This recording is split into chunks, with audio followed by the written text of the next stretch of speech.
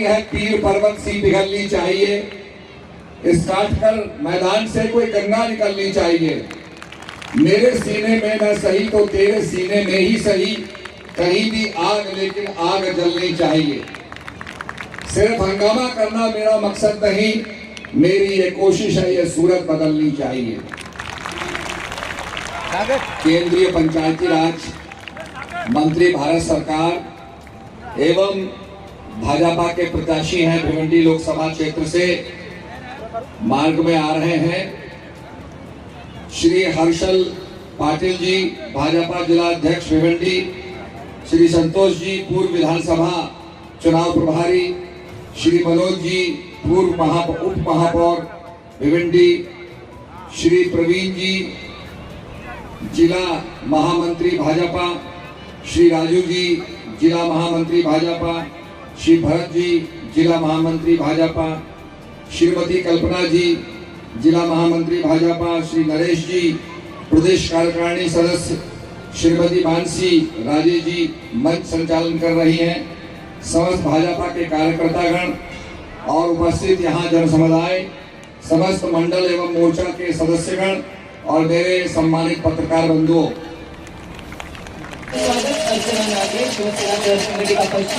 आपका भी स्वागत है। उनके साथ साथ पत्थर फेंका नहीं फेंका, 370 हटा। जब भी हमें मोदी दिखते हैं और सामने रावण के तौर पे कालू बालू डालू गांधी सब कितने चेहरे हैं, और इनसे हमें मोदी जी को, हमें स्वामी जी को हम सुनने आए, हमारे गुरु जी को सुनने आए। गुरु जी जो भी बातें बताएंगे आपको वो बातें जहाँ भी आप रहते हो वहाँ जाके बात करना है। 5 टप्पे में इलेक्शन हुआ, 2 टप्पा खत्म हुआ, 3 टप्पा में होना है। हमारे भिवंडी में 20 तारीख को होगा। और जो हमारे खाता कई पाटिल साहब जो गए 10 साल से यहाँ पे काम कर रहे हैं, गुरु जी महाराज नगर पालिका है और गए 30-25 साल से मैं नगर से हूँ। हमारे काटेकर साहब 25-30 साल से नगर से गए। लेकिन इतनी सरकार आई ब्रिटिश जब से राज की कांग्रेस 70 साल के राज में, इतने साल से जब से देश के प्रधानमंत्री मोदी जी आए और उन्होंने एक संकल्प लिया कि हर गांव में हर शहर में शीशे रास्ता बनना चाहिए। भिवंडी महापालिका की हमारी परिस्थिति फाइनेंशियली इतना ठीक नहीं है, लेकिन मोदी जी के आशीर्वाद से हमारे यहाँ के जो कपिल पाटिल खासदार और हमारा आमदार महेश चोगले, इनके प्रयास से भिवंडी में पहली बार कम से कम 60, ये अजूबा है, ये कभी कोई सोच सकते, उसका 1 भी रुपया हमें। जय भवानी। आज के जाहिर सभा में मंच पर उपस्थित महाराष्ट्र में हमारे उप मुख्यमंत्री देवेंद्र फडणवीस जी के नेतृत्व में जो हुआ है 10 साल में, वो 10 साल में जो विकास हुआ है वो पिछले 70 साल में कभी हुआ नहीं था। जो वक्ता जिन्होंने ने सूचना दी कि आप ये प्रचार के लिए जब लोगों तक और इस सूरत को हमारे श्री पाटिल जी बदल रहे हैं, मैं उन्हें धन्यवाद देने यहाँ आया हूँ। उत्तराखंड देवभूमि से जब मुझे पता चला कि वो यहाँ चुनाव लड़ रहे हैं तो उन्हें धन्यवाद ज्ञापित करने में आया हूँ, क्योंकि यहाँ डबल इंजन की सरकार काम कर रही है।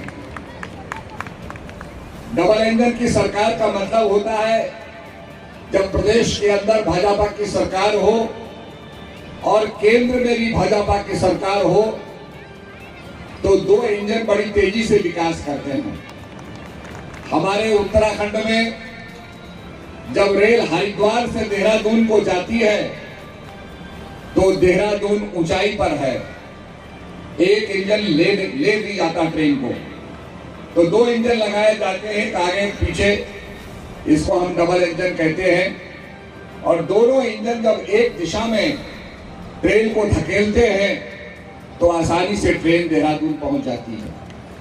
जो हमारा विकास का लक्ष्य है उसके लिए केंद्र में भाजपा की सरकार हो और प्रदेश में भाजपा की सरकार हो तो तेजी से हमारा लक्ष्य प्राप्त होगा।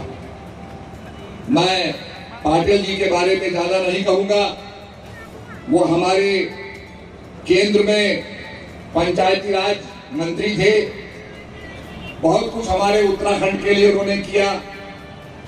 श्री पाटिल जी भाजपा संसदीय दल महाराष्ट्र के मुख्य सचेतक रहे और पार्टी में प्रदेश उपाध्यक्ष का दायित्व भी निभा चुके हैं।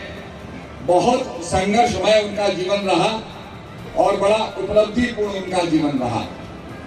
मैं इसलिए विशेषकर यहाँ आया हूँ कि हमारे पहाड़ के अंदर वो गांव जो हमारे चीन से लगते हैं, नेपाल से लगते हैं, वहाँ की विकास की किरण जो है हमारे पाटिल जी ने जलाई।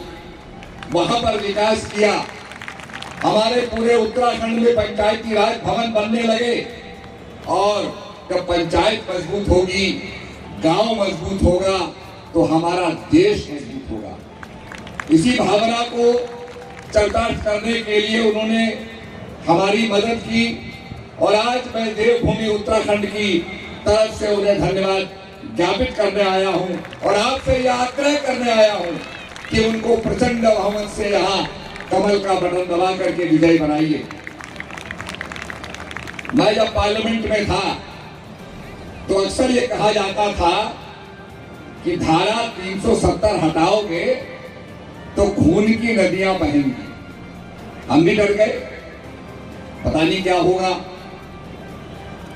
माननीय प्रधानमंत्री मोदी जी ने कहा कि भाजपा का ये एजेंडा है, हमारा संकल्प है कि हम धारा 370 और 35A हटाएंगे।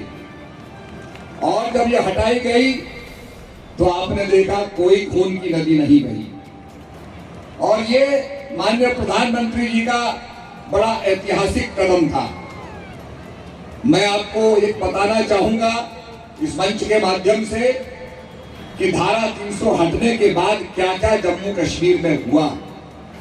जो हमारे देश से अलग होता जा रहा था, हमसे सौतेला व्यवहार कर रहा था, वहां क्या क्या प्रगति हुई ये आपके सामने मैं रखना चाहता हूं। जम्मू कश्मीर में धारा 370 और 35A हटने के बाद चाइल्ड मैरिज एक्ट, शिक्षा का अधिकार और भूमि सुधार जैसे कानून अब वहां प्रभावी हो गए हैं। वाल्मीकि दलित और गोरखा राज्य में जो दशकों से भटक रहे थे, वहां अब उन्हें सम्मानजनक अधिकार मिल रहे हैं। फ्लैगशिप स्कीम प्रधानमंत्री ग्राम सड़क योजना के तहत में 5300 किलोमीटर सड़क बनाई जा रही है। ग्लोबल इन्वेस्टमेंट समिट के जरिए 13,732 करोड़ के MOU समझौते के ज्ञापन पर दस्तखत हो चुके हैं। प्रधानमंत्री श्री नरेंद्र मोदी जी ने जम्मू कश्मीर में सामाजिक आर्थिक बुनियादी ढांचे को मजबूत करने और जम्मू कश्मीर के विकास के लिए 2015 में लगभग 80,000 करोड़ रुपए के पुनर्निर्माण की योजना की घोषणा की है। तो ये सब काम आपके जम्मू कश्मीर में हुए हैं और 170 कानून जो जम्मू कश्मीर में लागू नहीं थे पहले, अब वो लागू हो गए हैं और जम्मू कश्मीर हमारे भारत का अभिन्न अंग बन गया है। मोदी जी ने वो अधिकार दिया है कि आप भी जम्मू कश्मीर में अगर जमीन लेना चाहें तो भारत का कोई नागरिक वहां जमीन खरीद सकता है। तो ये अपने आप में बहुत बड़ी उपलब्धि रही। 370 से आजादी के 1 साल बाद वहां के गांव में, जनपदों में, जिला पंचायतों में चुनाव सफलतापूर्वक करा लिए गए हैं। कई वर्षों के बाद सन 2018 में पंचायत चुनाव कराए गए और इसमें 74.1% मतदान हुआ है। ये हमारे जम्मू कश्मीर की विकास की कहानी है।